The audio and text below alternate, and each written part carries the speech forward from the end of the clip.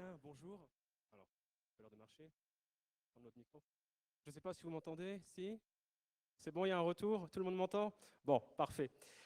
Alors, je m'appelle Gulaxo et j'occupe une partie de mon temps à réaliser des documentaires sur le hacking social avec Vici Saxo qui rédige davantage d'articles et de livres. Et je suis très heureux d'être là aujourd'hui à la Nuit du Hack pour vous expliquer ce qu'est le hacking social. On va essayer de faire en à peine 3/4 d'heure, donc ça va être une introduction très générale. Je ne pourrai pas aller dans le détail malheureusement.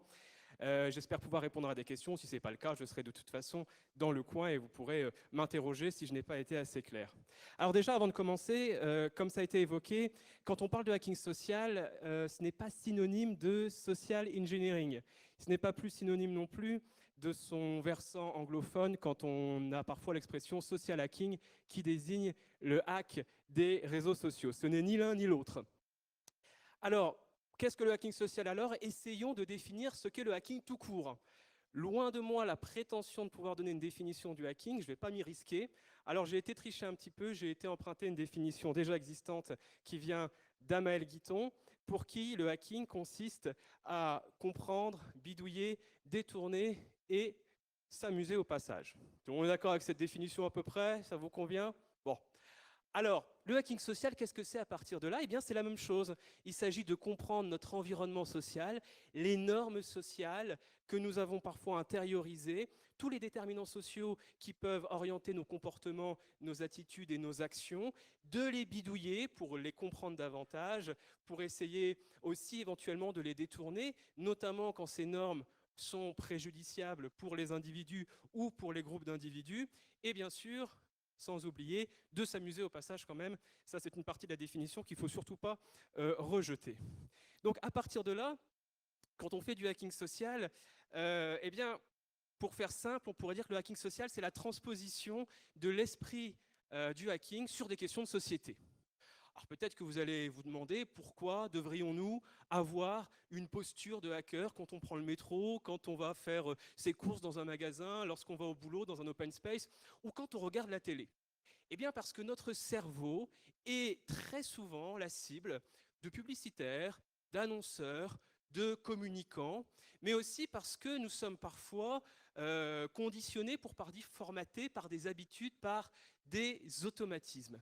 Eh bien, à travers les différents déterminants sociaux, il y a notamment les sciences humaines et sociales, la psychologie sociale, qui... Ah, qui a fait ça? Excusez-moi. J'annule. Je disais donc,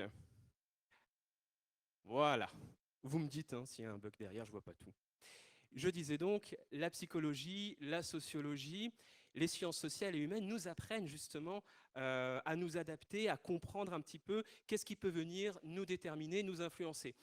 Le problème, c'est que les sciences humaines et sociales sont malheureusement méconnues du plus large public, ou alors caricaturées par des discours politiques, voire idéologiques.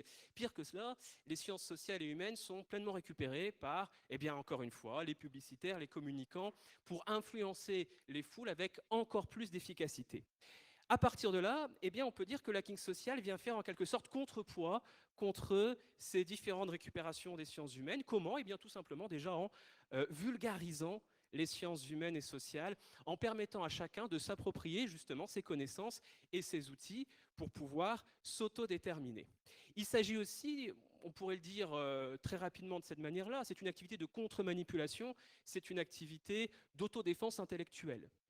Et il s'agit de comprendre un petit peu comment on a pu emmagasiner, comment on a pu intérioriser toutes ces croyances, toutes ces normes qui viennent parfois biaiser nos comportements, qui sont parfois source d'erreurs et qui sont parfois exploitées par des individus pour nous faire telle ou telle chose, comme la soumission à l'autorité que j'essayerai d'exposer tout à l'heure. Donc les normes, les représentations, les croyances, les biais cognitifs. Quand je parle de croyances, quelle croyance, par exemple, peut venir orienter notre comportement? Eh bien, la croyance de la liberté absolue. Alors, qu'est-ce que c'est la liberté absolue? Eh bien, c'est quelque chose que vous et moi, nous avons sans doute intériorisé à travers notre éducation, à travers notre culture, notamment la pensée occidentale, qui part du principe que nous sommes absolument libres, que nos actions, que nos comportements, que nos pensées ne sont déterminés par rien d'autre que par notre propre volonté. Si je fais telle action, si j'ai telle attitude, si j'ai tel comportement, eh bien, en cas de réussite, c'est grâce à moi. En cas d'échec, eh bien, je ne peux m'en prendre qu'à moi-même, etc. Ce qui fait que les psychologues sociaux appellent cela des causes internes. On explique les comportements, les actions, les pensées individuelles selon des causes internes. C'est l'individu qui est en quelque sorte le maître absolu, le responsable absolu de ce qu'il fait, de ce qu'il pense, etc. Et lorsqu'on pense et qu'on explique la réalité sociale et les comportements individuels de cette manière-là, eh bien on met de côté toute une série de causes, de causalités, que les psychologues appellent des causes externes. Les causes externes, c'est lorsque la situation sociale, votre environnement social, la structure sociale, la manière dont on va vous parler, la hiérarchie, s'il y en a une, etc., vont déterminer votre comportement. Eh bien, lorsque on est dans ce déni des causes externes, et c'est un petit peu le problème de nos sociétés actuellement, on renforce les causes internes et on ne prend pas en compte l'environnement social. Et ce qui fait, c'est là la faille, qu'on est davantage plus influençable et plus manipulable. Et c'est là peut-être l'ironie des sciences humaines et sociales qu'il faut essayer de garder à l'esprit. Pourquoi j'appelle ça une ironie? Parce que ce que les sciences humaines et sociales nous apprennent en quelque sorte, c'est que celui qui se croit absolument libre et responsable de ses actions et de sa pensée est potentiellement plus influençable, plus manipulable que celui qui sait que sa liberté est limitée, que celui qui agit et pense en toute connaissance de cause, notamment les causes externes. Alors peut-être que jusqu'ici ça vous semble un peu flou et que vous avez l'impression que je suis en train de parler de concepts sans exemple concret. Alors passons à des exemples concrets pour comprendre comment les causes externes et la situation peuvent influencer nos comportements, nos représentations du réel, en citant l'effet H. L'effet H, c'est le nom qu'on donne à partir d'une expérience qui a été réalisée par un psychologue en psychologie sociale qui s'appelle H et qui a mené l'expérience suivante. Il va donc demander à des étudiants volontaires de participer à une expérience. À chaque fois, il va réunir des groupes de 6-7 étudiants à peu près. Et il va présenter l'expérience ainsi. Il va leur dire, bah, écoutez, je vais vous présenter une ligne qui fait une certaine longueur, une ligne de 20 cm sur un carton. Ça ressemble à ceci, par exemple. Et à travers cette ligne, vous allez essayer, sur un autre carton, de trouver celle qui correspond. Donc vous avez le deuxième carton, ligne A, B, C. Je vous laisse 2 secondes, essayez de deviner quelle est la ligne qui correspond à la ligne du premier carton. Alors, A, B ou C? C, tout le monde est d'accord? Ah, tout le monde n'est pas d'accord, on dirait. Certains ne répondent pas, je pense que certains ont peur du piège. Certains se disent, oula, si je donne un effet d'optique, etc. Alors je vous le dis tout de suite, il n'y a pas de piège, il n'y a pas d'effet d'optique, c'est bel et bien la réponse C. La réponse C correspond effectivement au premier carton. Et il n'y a aucun problème quand il s'agit de reconnaissance, de perception visuelle. Quand on fait l'expérience normalement et qu'on demande aux élèves l'un après l'autre de donner ce qui leur semble la bonne réponse, on a un taux d'erreur de 1%. Donc il semble que dans cette salle, le taux d'erreur était supérieur. Donc un taux d'erreur de 1% dans la condition, ce qu'on appelle la condition contrôle, c'est-à-dire chaque étudiant, l'un après l'autre, va donner ce qu'il juge être la bonne réponse. Évidemment, la nature de l'expérience ne consiste pas en un simple test de perception visuelle. Il y a une autre condition expérimentale où on va avoir à nouveau 6-7 étudiants, sauf que cette fois, les 6 étudiants, tous les étudiants en fait pour aller vite sauf un, ont tous reçu l'instruction suivante. Ils ont tous reçu pour instruction de donner la même mauvaise réponse. Ici, par exemple, ce serait la réponse A ou B, par exemple. Donc on va avoir les étudiants qui, l'un après l'autre, vont donner la même mauvaise réponse. Et l'expérience consistera à savoir que va répondre le pauvre étudiant qui n'est au courant de rien, qui n'est pas au courant que ses petits camarades sont en train de donner une mauvaise réponse. Est-ce qu'il va continuer à donner une bonne réponse ou est-ce qu'il va se conformer à l'ensemble de son groupe? Est-ce que la pression sociale va avoir raison de son objectivité et de sa perception visuelle? Alors j'aurais voulu vous mettre un extrait de la vidéo, mais je ne crois pas que ça va se mettre en route. On a eu un petit problème technique tout à l'heure, mais ce n'est pas grave. Bon, tant pis. On a, durant cette expérience, donc les étudiants qui vont l'un après l'autre donner une mauvaise réponse. Je vous ai mis la photo du dernier étudiant, vous retrouvez ça sur Internet, hein, vous allez sur un site de vidéo, n'importe lequel, vous tapez effet H ou H-Effect en anglais, vous allez trouver plein de vidéos là-dessus. Eh bien, l'étudiant très souvent, va se conformer à son groupe. Et ce qui est très intéressant, c'est de regarder ce qui se passe. On voit qu'il hésite quand c'est son tour de parler. Il regarde son groupe à côté parce qu'il voit qu'il y a une énormité. Il n'avait pas du tout cette réponse en tête. Alors, il y a deux hypothèses. Soit il se dit, bon, j'ai l'impression que mes camarades à côté, ils sont en train de se tromper, mais je préfère avoir tort en groupe plutôt qu'avoir raison seul, et il se conforme. Ou alors, et ça peut arriver aussi, peut-être va-t-il se dire, bon, je t'ai persuadé que c'était la réponse C, mais puisque tout le monde a l'air de répondre avec assurance que c'est une autre réponse, sans doute que je suis en train de me tromper, et sans doute qu'ils ont raison, donc je vais estimer que c'est la bonne réponse. Donc ça va jusqu'à modifier éventuellement notre représentation des choses, et on se conforme à notre groupe. Eh bien, dans cette condition expérimentale, le taux d'erreur est monté à 37%. Je vous rappelle, en condition contrôle, c'est-à-dire sans instruction, on a un taux d'erreur de 1%. En conditions expérimentales telles que je vous l'ai présentées, lorsqu'on fait la moyenne de tous les étudiants qui n'ont pas reçu cette instruction-là, eh bien, on monte à 37%.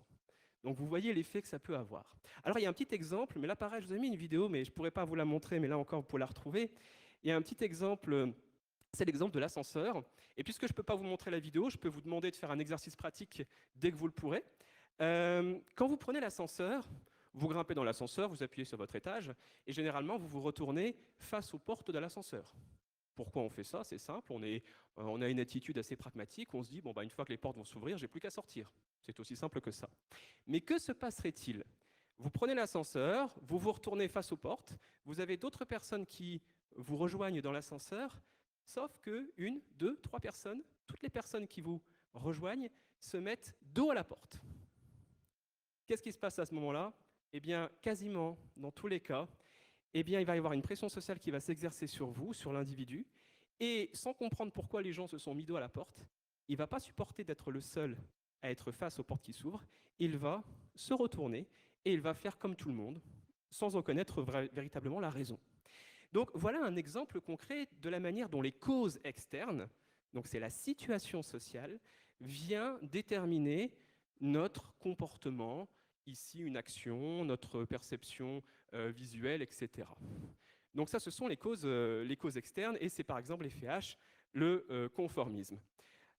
Peut-être que vous allez me dire, oui, mais dans ces cas-là, est-ce que ça veut dire que tout conformisme est mauvais? Non.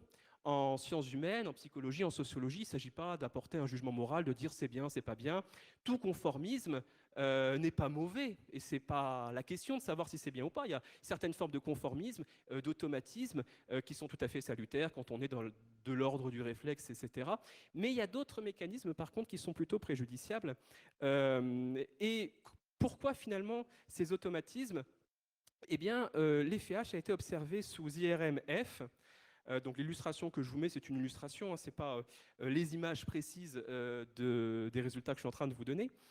Lorsqu'on fait passer sous IRM-F eh bien, un individu qui ne se conforme pas à un groupe, qui est sous pression sociale, mais qui veut agir différemment ou qui essaye de résister, eh bien, on voit les zones du cerveau s'activer qui correspondent à l'assaillance émotionnelle. C'est-à-dire qu'il y a une sorte de conflit émotionnel, il y a un conflit mental, il y a un coup psychique très important. Ça permet de comprendre déjà pourquoi nous avons tendance à tomber dans ces automatismes, parce que très souvent, on va choisir d'agir et de penser selon la moindre économie physique et mentale. Or, notamment quand on est surmené, quand vous êtes fatigué ou quand au travail, par exemple, vous avez différentes tâches et que vous vous en sortez plus, eh bien forcément, vous n'avez plus aucune énergie et vous allez avoir une tendance à vous conformer encore plus facilement. C'est une question de coup psychique pour aller très vite. Et lorsqu'on a ces automatismes, cela peut être préjudiciable lorsqu'on tombe dans ce qu'on appelle la soumission à l'autorité. La soumission à l'autorité, alors ce n'est pas tout à fait la même chose que l'effet H, mais on a remarqué, notamment ce qui s'est passé après le milieu du XXe siècle, on s'est posé une question, la plupart des intellectuels et des scientifiques se sont posé une question qui a été très difficile à encaisser. Comment avons-nous pu avoir des populations entières, je fais référence au milieu du XXe siècle, qui ont pu obéir, se soumettre totalement à certaines idéologies, ont pu se soumettre totalement à des ordres de torture, de faire souffrir physiquement, psychologiquement des individus, etc. et de manière spectaculaire, donc vraiment une soumission à l'autorité de masse. On a eu différents chercheurs qui se sont emparés de la question et ils se sont demandé, déjà, l'autorité, c'est quoi? Quand on parle de quelqu'un qui a une certaine autorité, encore une fois, on l'interprète selon des causes internes. On s'imagine soit il a un certain charisme, il a des compétences, il a reçu une légitimité parce que justement il est compétent. Bref, on a des explications internes, sauf qu'en fait, ce qu'on a surtout pu remarquer, c'est que l'autorité tient tout autant, si ce n'est pas plus, des causes externes. Par exemple, les chercheurs ont expérimenté le rôle du vêtement dans la soumission à l'autorité. Je vous en cite une très rapidement, une expérience en psychologie sociale où on a donc un individu qui se présente à un boulanger, à une boulangère pour acheter un pain au chocolat et il va faire mine de lui manquer quelques centimes pour payer son pain au chocolat. Il va demander à la boulangère de l'avoir quand même et il le fait de manière assez impolie, assez brutale. Alors vous imaginez, vous vous mettez à la place du boulanger ou de la boulangère, s'il y a quelqu'un qui vous dit voilà, il me manque quelques centimes, mais j'ai quand même envie d'avoir le pain au chocolat, vous me le donnez, vous allez sans doute l'envoyer balader. Vous allez vous dire, voilà, pour qui il se prend, etc. Eh bien, qu'est-ce qu'ils ont remarqué? Ils ont fait cette expérience dans différentes conditions. Lorsque vous êtes habillé de manière, je ne sais pas, en jean, en t-shirt, etc., il y a de grandes chances que le boulanger, la boulangère vous refuse de vous accorder ce pain au chocolat si vous manque quelques centimes.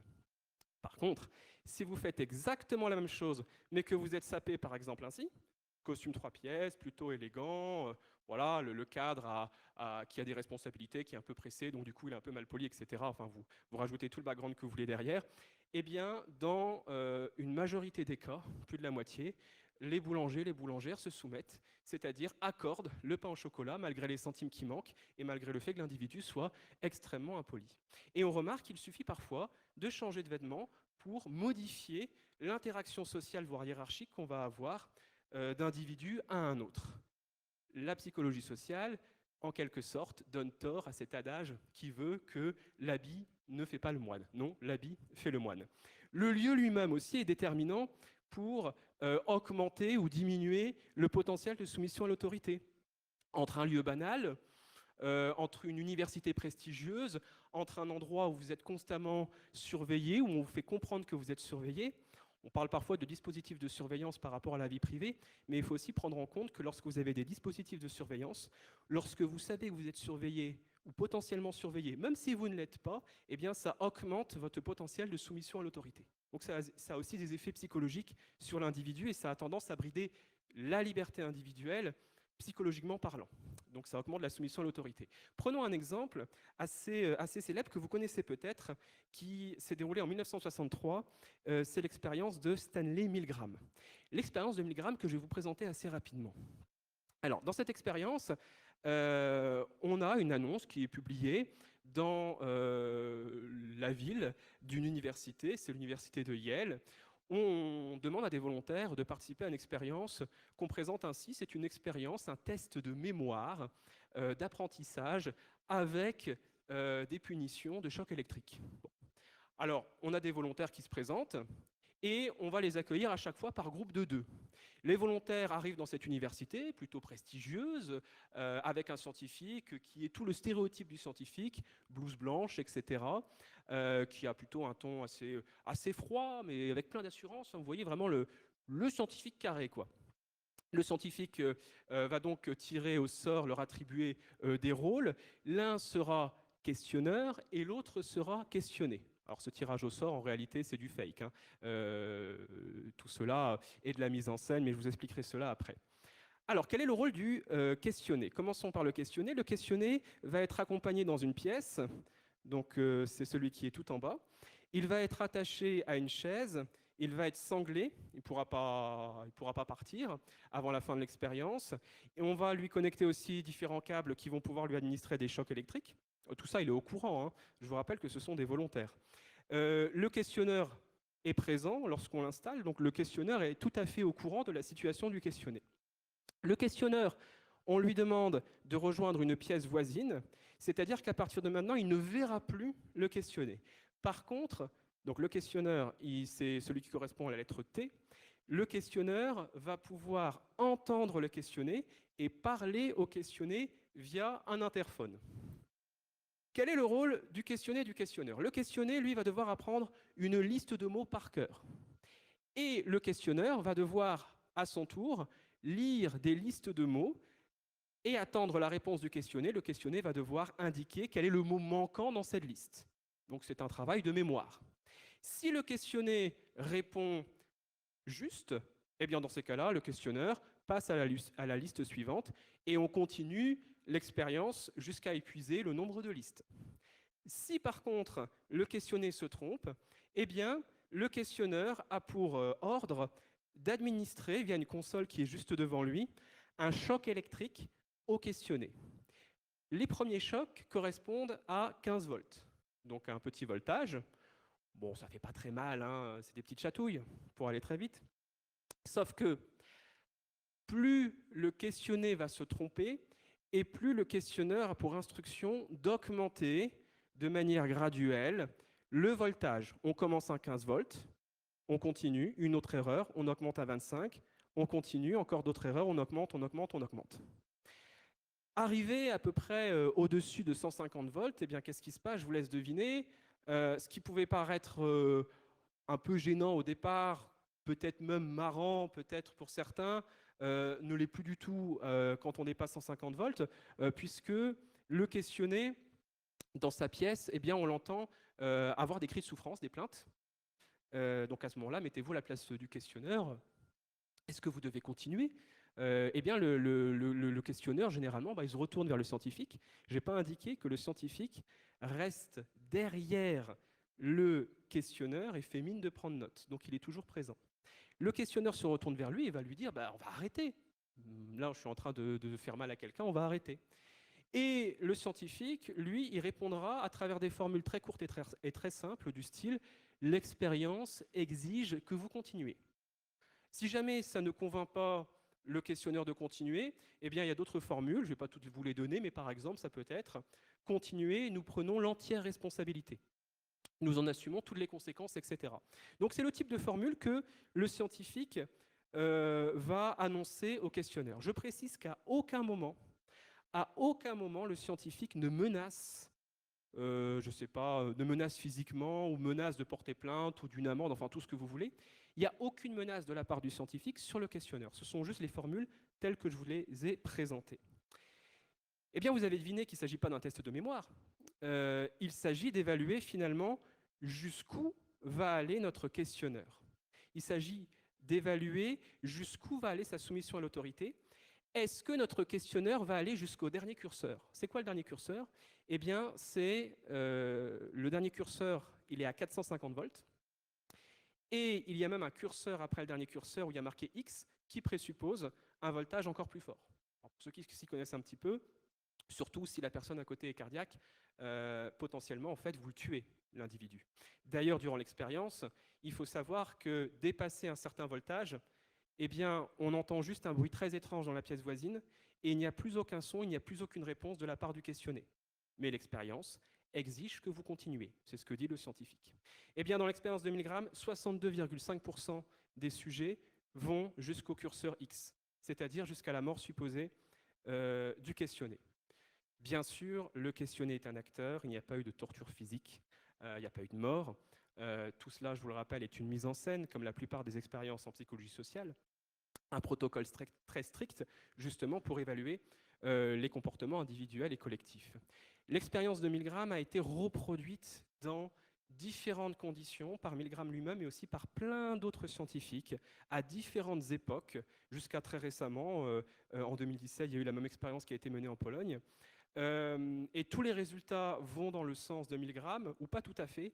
Lorsqu'on fait une moyenne de ce qu'on appelle les méta-analyses, c'est-à-dire l'ensemble des données que nous avons, eh bien, le taux d'obéissance, la soumission à l'autorité, c'est-à-dire le nombre de sujets qui va jusqu'à tuer un individu, ça s'élève à plus de 70% lorsqu'on prend toutes les expériences. Donc les résultats là-dessus, malheureusement, et pourtant beaucoup de scientifiques ont essayé de mener des expériences telles que Milgram les a pratiquées pour dire que Milgram s'était planté et que l'expérience était biaisée, mais en fait on obtient des résultats, non pas comme Milgram, mais généralement beaucoup plus hauts. Alors pourquoi on se soumet à l'autorité? Eh bien encore une fois, et c'est là la théorie de Milgram et l'hypothèse de Milgram, parce que nous sommes déterminés et influencés par des situations. Il ne faut surtout pas croire que les individus qui ont obéi aveuglément sont des sadiques ou des psychopathes ou tout ce que vous voulez. Ça ne veut pas dire qu'il n'y en a pas dans le lot, hein. Mais ce n'est pas une explication plausible. Ce qu'on remarque, c'est que ce sont des monsieur et madame tout le monde. Ça pourrait être vous, ça pourrait être moi, il n'y a même pas de profil qui permet de déterminer précisément est-ce qu'il y a une certaine catégorie de la population qui serait plus apte à se soumettre, etc. Ce sont donc des causes externes. C'est la situation qui vient orienter ces individus à se soumettre, ce que Milgram appelle un état agentique, c'est-à-dire que les individus délèguent leur volonté, leur pensée, leur responsabilité à la personne qui fait figure d'autorité dans la pièce, ici le scientifique. Alors, je n'aurai pas le temps de vous présenter toutes les expériences de Milgram, mais je termine juste par cette expérience qui a été menée très récemment en 2009 en France, que vous avez peut-être vue, c'est assez récent. Si vous n'avez pas vu, je vous invite à le voir. Donc, c'est un psychologue qui s'appelle Beauvois qui a décidé de renouveler l'expérience de Milgram, mais en changeant la situation, c'est-à-dire qu'on remplace l'université, on remplace le scientifique, on remplace la finalité de faire avancer la science par un jeu télévisé. La question étant de savoir si, dans un contexte de la télé, dans un jeu télévisé, est-ce que des candidats seraient capables, par soumission à l'autorité, comme dans l'expérience de Milgram, d'aller jusqu'à blesser, torturer physiquement d'abord, voire même jusqu'à tuer un individu. Eh bien, dans cette expérience, donc c'est un plateau télé, le scientifique est remplacé par une animatrice.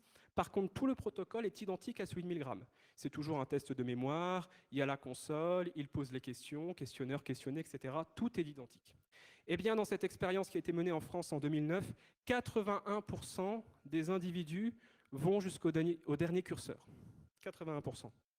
D'ailleurs, lorsqu'on reproduit les expériences de Milgram, la tendance va plutôt vers la hausse que de diminuer, malheureusement. Donc, on a une soumission à l'autorité qui est forte dans différentes situations, dans un contexte politique, dans un contexte scientifique, dans un contexte de divertissement, comme la télé, etc. Et l'idée, dans le hacking social notamment, c'est déjà d'essayer d'en parler le plus possible, de vulgariser ces connaissances-là, et aussi essayer de trouver des solutions, essayer de reconnaître et d'identifier ces fameuses situations, ces fameux déterminants qui peuvent engendrer cette soumission à l'autorité. Alors, j'insiste sur une mésinterprétation qu'on peut avoir de Milgram, qui consiste à dire, oui, mais on est en France, on est en démocratie, ça ne marche que dans des régimes tyranniques, voire totalitaires. Pas du tout. La soumission à l'autorité, elle peut fonctionner dans n'importe quelle structure. Et il y a un type de structure en particulier où la soumission à l'autorité peut fonctionner très bien, c'est dans les structures professionnelles. L'expérience de Milgram a été reproduite à plusieurs reprises dans des contextes professionnels, c'est-à-dire que, je vous prends cet exemple, c'est une expérience qui a été menée en 1986 par Meeves et Reichmacher, et l'expérience, elle se présente ainsi, il s'agit d'un recrutement. Vous allez être engagé dans une entreprise, et on va vous dire votre rôle en tant que recruteur, vous allez devoir faire passer un entretien à différents individus, et on va vous donner des instructions très précises afin de torturer psychologiquement les individus en face de vous pour qu'ils craquent. En gros, c'est ça qu'on vous demande. Donc vous avez des instructions, de manière très graduelle aussi. Pour faire simple, on a remplacé les chocs électriques par des chocs psychologiques. On a remplacé la mort supposée de l'individu par la dépression totale de l'individu en face de vous pour aller vite. La question étant de savoir, dans ce contexte, et quand il s'agit de souffrance psychologique, quand il s'agit de devenir un harceleur, hein, c'est comme ça qu'on peut l'appeler, eh bien 91% des individus vont jusqu'à se soumettre totalement à leur supérieur en tant que recruteur, c'est-à-dire vraiment faire craquer, écraser totalement, par soumission à l'autorité, la personne en face d'eux. Ça permet aussi de comprendre, vous en avez sans doute déjà entendu parler, on en parle de plus en plus, mais malheureusement pas encore assez. On sait aujourd'hui que le harcèlement dans les entreprises, très souvent, lorsqu'on a un harcèlement très fréquent dans le même type d'entreprise, dans une grande entreprise, eh bien, ça ne vient pas du fait qu'on a embauché que des sadiques, ça c'est encore une explication de cause interne, c'est parce que c'est la structure, le management, les causes externes qui a déterminé ce type de harcèlement. Donc on essaye un petit peu, excusez-moi je vais tousser, on essaye un petit peu de démonter tout ça. L'idée, c'est que comprendre ce qui ne va pas et comprendre ces causes externes qui sont préjudiciables pour l'individu, il ne s'agit pas juste de déconstruire et de s'arrêter là, il s'agit aussi d'essayer de construire quelque chose. Il s'agit de se dire, bon ben, si ça ne marche pas, eh bien déjà, essayons de ne pas les reproduire, essayons d'identifier ce qui ne marche pas dans des structures sociales, et à partir de là, on pourra minimiser ce type de dérive que je vous ai décrit. Je vais prendre quelques exemples très rapides. Par exemple, dans le domaine professionnel, restons-y. On a très souvent l'habitude de représenter, d'organiser plutôt les entreprises selon ce qu'on appelle des structures pyramidales, c'est-à-dire avec une hiérarchie précise, très identifiée, avec des stratégies, des planifications qui sont faites par le haut ou par des intermédiaires. Si vous êtes tout en bas et que vous voulez prendre des initiatives, vous allez devoir demander l'autorisation, etc., avec la bureaucratie qui peut s'installer. Bref, on a plutôt ce type de modèle-là, avec différentes variantes, etc. Pourquoi on a ce modèle-là? Parce qu'on a longtemps cru que, puisque toute organisation professionnelle implique une structure, eh bien, ça implique une hiérarchie. Et on fait une confusion qu'il faut essayer de démonter. C'est la confusion entre structure et hiérarchie. Oui, on est bien d'accord, c'est évident. Lorsqu'on a une organisation, qu'elle soit associative, professionnelle, ou un événement, ou un festival, tout ce que vous voulez, il est nécessaire d'avoir une structure précise, identifiée, qu'on puisse comprendre, dans laquelle on puisse s'y retrouver. Mais ce n'est pas parce qu'on a une structure qu'on a forcément une hiérarchie. On peut avoir des structures non hiérarchiques qui pourraient se présenter ainsi. C'est ce qu'on appelle des structures réticulaires ou en réseau. Alors parfois il y a des variantes, on parle de structures circulaires, etc. Enfin bref, ce sont d'autres formes de management qui ont la particularité finalement d'avoir des structures sans hiérarchie, souvent proches de ce qu'on appelle de l'autogestion, sauf que par autogestion, il faut faire attention, dans ces structures réticulaires, il ne s'agit pas d'avoir une sorte de prise de décision par un système de consensus un peu mou où tout le monde n'est pas content à la fin, ça plaît à personne, on va avoir des réunions interminables, on essaie de voter, etc. Ça ne marche pas trop. Ou alors on voit que ça a ses limites. Et en même temps, on ne va pas avoir non plus une structure hiérarchique avec quelqu'un qui va tout décider, ou etc. Enfin bref, ce n'est pas ça du tout. On est dans un système qui ressemble beaucoup à ce qu'on appelle la doocratie, qui consiste en cette idée, tu veux faire quelque chose, tu as une initiative, eh bien c'est toi qui fais, c'est toi qui as le lead. Tu as une idée, tu vas être l'artisan de cette idée. Si tu veux la mettre en place, tu la mets en place concrètement. Si tu ne la mets pas en place, bah tant pis. Mais personne n'ira le faire pour toi. Et comment ça fonctionne? Eh bien, je ne sais pas, si je suis sur un poste de production et que, je ne sais pas, je constate que je fais tel type de mouvement, j'ai tels outils qui ne sont pas du tout adaptés et qui ont tendance à créer des douleurs au poignet, enfin que sais-je, eh bien, je vais peut-être me dire, ah bah tiens, ça serait bien si je mettais en place peut-être une nouvelle forme ou mettre en place un nouvel outil. Eh bien, ce que vous allez faire, vous n'allez pas demander l'autorisation du haut. On va vous dire, bah ok, bah vas-y, fais-le. Vous allez donc commencer par vous renseigner avec vos collègues, ceux qui sont à d'autres postes. On va vous donner carte blanche pour le faire. Enfin, quand je dis on va vous donner, en fait, non, vous allez vous donner carte blanche pour le faire. Vous allez pouvoir aussi interroger, eh bien, au niveau de la compta, est-ce que financièrement c'est possible ou pas? Et au final, c'est vous qui prenez la décision. Voilà. Alors vous allez me dire, oui, mais ça ne peut pas marcher. Ça va s'effondrer. Imaginons quelqu'un, il sort une idée complètement stupide. Ça ne va pas prendre. Eh bien, justement, dans ces structures réticulaires, ça ne va pas prendre. Si vous avez une idée qui est efficiente et qui va vraiment apporter quelque chose à la structure, eh bien, qu'est-ce qui va se passer? Votre voisin à côté, il va voir que vous avez un super outil, il va voir en plus que ça vous aide, etc. Il va vous copier. Il va faire la même chose que vous. Il va dire, bon, bah, ça me permet de gagner du temps, ça me permet d'éviter d'avoir mal, etc. Ça veut dire que ça va prendre à toute la structure, sans qu'il y ait eu quelqu'un qui a dit, OK, on fait ça. OK, on l'applique à tout le monde.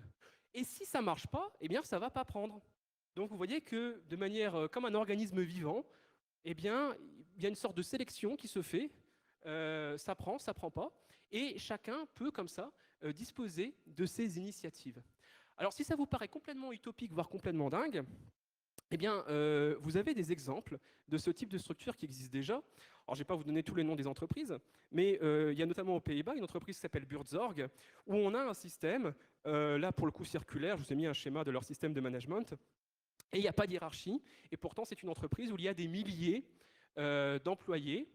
Ce sont des infirmiers, tout simplement.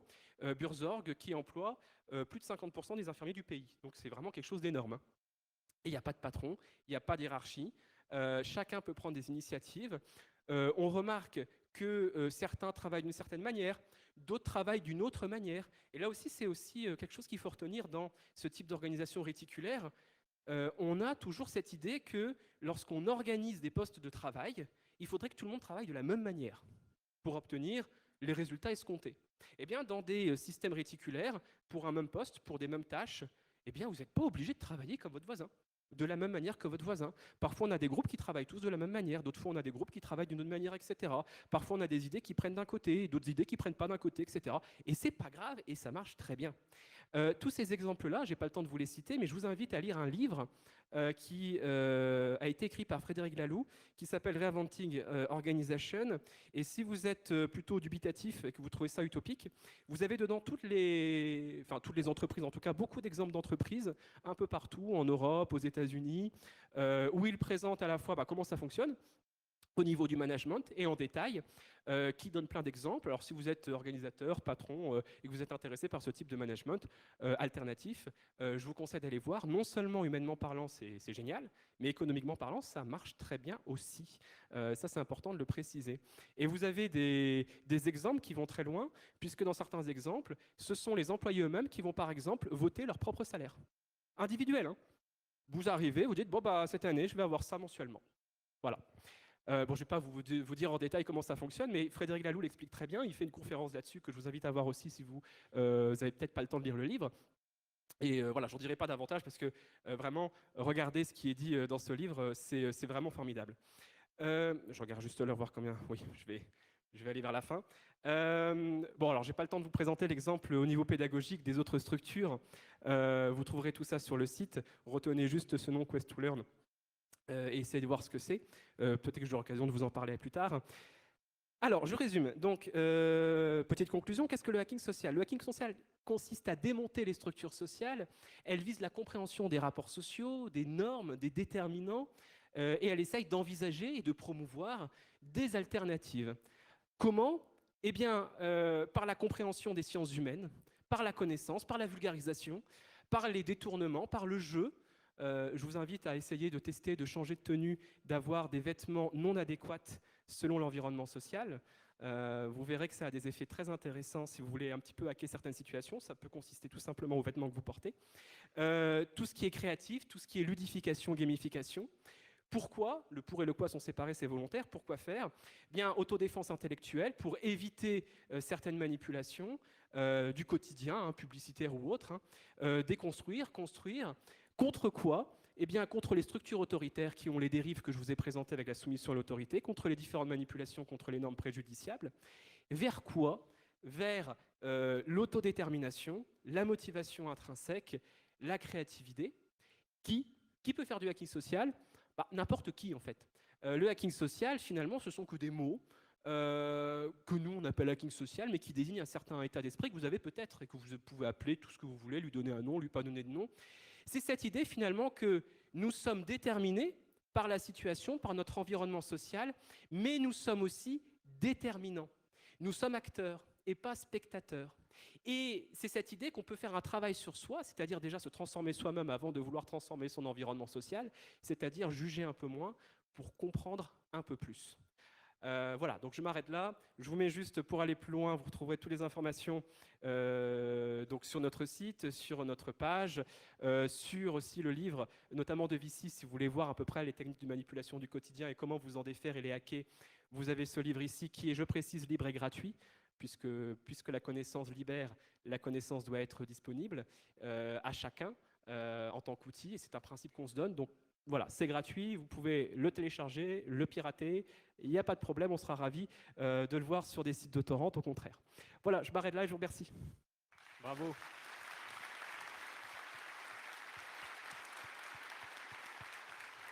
Nous avons Alors, ça a été très très riche, et donc nous avons le temps pour 2 questions. Comme le sujet était très intéressant, je propose 2 questions, après quoi on devra enchaîner. Est-ce qu'il y a des questions? Non? Là-bas, je vois 2 paires. Tiens, voilà. Ça y est, attends, on en a un là. Allez-y. Est-ce qu'on retrouve les mêmes effets chez les enfants? Je ne sais pas qui a parlé. Est-ce qu'on retrouve les mêmes? Levez-vous pour poser la question afin que le conférencier puisse vous voir. Bonjour. Je voulais vous poser la question si on retrouve ces mêmes effets chez les enfants. Alors, oui et non. Dans le sens que, par exemple, sur la croyance de la liberté absolue, sur les causes internes, etc., eh bien, on voit effectivement que les enfants, très tôt, vont avoir effectivement les mêmes croyances et vont avoir les mêmes biais. Finalement, pour répondre à la question, quand on parle de causes externes, c'est l'éducation et c'est la culture qui va renforcer, diminuer ce type de croyance, ce type de biais. D'ailleurs, on voit que j'ai parlé de culture occidentale, c'est pas pareil du côté de l'Asie d'ailleurs. Et c'est pas pareil aussi du côté des enfants, effectivement. C'est finalement la question de l'inné et de l'acquis. Mais effectivement, on va avoir en France, en Europe, etc., on va avoir généralement des systèmes de croyances qu'on va tous intérioriser, qu'on a tous intériorisé ici, qui est parfois difficile, voire extrêmement coûteux de démonter. Le simple fait de prendre conscience qu'on n'est pas absolument libre et maître absolu, et quand on étudie un petit peu la chose, bah effectivement, on ne peut plus avoir cette croyance-là, bah c'est une claque dans l'ego. C'est parfois difficile, et certains ne veulent pas. Politiquement d'ailleurs, c'est explosif. Si les discours politiques n'aiment pas trop ce type d'idées, c'est parce que ça remet en cause pas mal de choses. Donc oui, les enfants, progressivement, certains biais, certaines croyances, ça a été étudié, hein, ils arrivent à voir à partir de quel âge, causes internes, etc. Ça apparaît, effectivement. Mais c'est quelque peu différent. Une dernière question. Oui, bonjour. Moi, j'avais juste une question par rapport au système autogéré que vous parliez tout à l'heure. Quand vous dites qu'un individu doit prendre un lead pour essayer de développer, par exemple, son nouvel outil, comment il fait pour, en parallèle, garder son activité, comment le temps n'étant pas extensible, comment il peut faire les deux choses, apporter un nouvel outil et en même temps continuer son activité? Bah, généralement, ça fait partie justement, dès le départ, quand on est dans ce type de structure, eh bien, il y a la possibilité de quelqu'un, alors il y a des exemples en France, il y a Favi par exemple, ce genre de choses, eh bien, si quelqu'un a une idée, veut mettre en point quelque chose, il va dire, bah, voilà, j'ai besoin de tant de temps, et il va lui-même voir, est-ce que c'est possible déjà de se délivrer le temps en question. Il va devoir être l'artisan total. C'est-à-dire, bon, bah, j'ai besoin de 2 mois pour vérifier le truc, etc. Bah, comment je vais faire justement pour mon poste, pour que ça puisse commencer à circuler, etc. Est-ce qu'on va me remplacer? Est-ce que je vais devoir embaucher quelqu'un? Parce que c'est la personne aussi qui peut demander une embauche. Est-ce que j'ai les moyens, etc. Donc ça reste total en fait. Il n'est pas seulement l'artisan de son idée, mais il reste aussi l'artisan de comment il va mettre en place, le temps généré à le faire, etc. Jusqu'au bout. Mais vu que c'est l'ensemble de la structure qui permet ça, ça ne pose pas tant que ça de problème.